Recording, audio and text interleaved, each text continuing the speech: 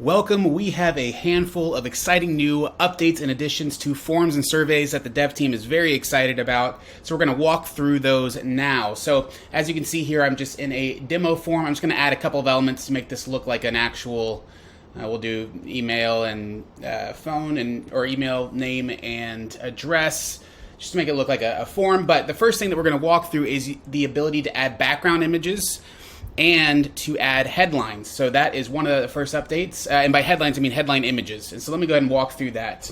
So first thing you're going to do is you're going to come over here and you're going to click on Styles and Options.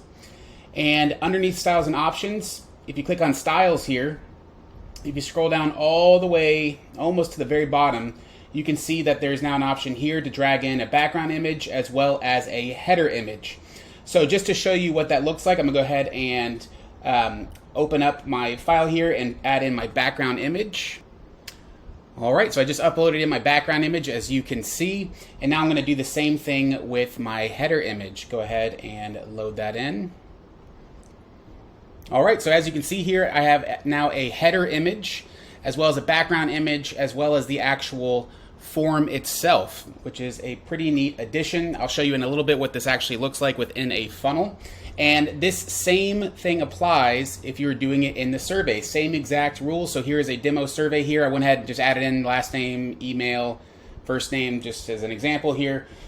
But it's the same exact process. Underneath the styles and options, you're going to click on styles. You're going to scroll all the way down pretty much. And here we go. Background images, header images. You would do the exact same process.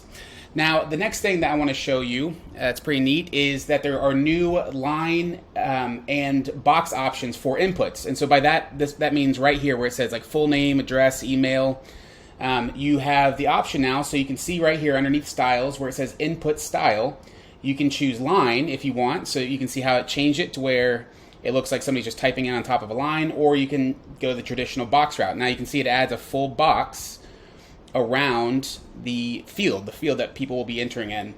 And so you can edit either one of these. If you scroll down, there's an option that says field style here. And so underneath field style is where you can edit, like so this box for instance, let's say I didn't want border or solid as the border type. Let's say instead I wanted dashed.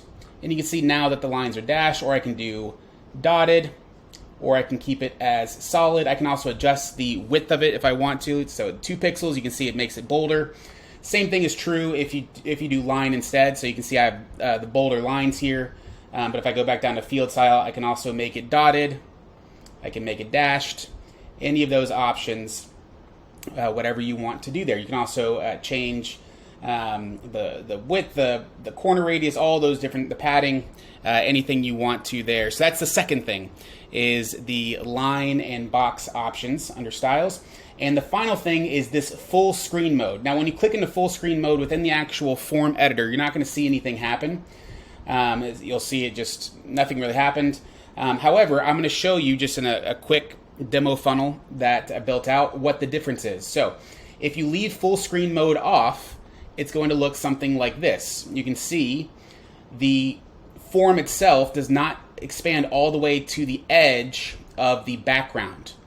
And so instead it's kind of contained inside of it. Now if I did full width, it would look like this, where the form takes up the full width of this element. Now it's not going to take up the full width of the whole page, just the full width of that form element like this. And so that is the difference between non-full screen versus full screen within a demo form. And those are all the updates. Very excited about them. Thanks so much.